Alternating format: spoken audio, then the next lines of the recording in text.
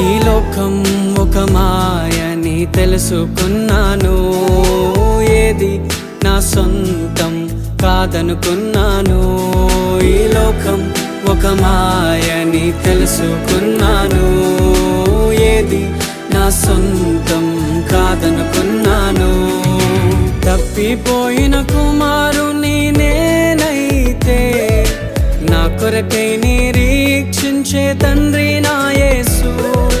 తప్పిపోయిన కుమారుని నేనైతే, నా కొరకై నిరీక్షించే తండ్రి నా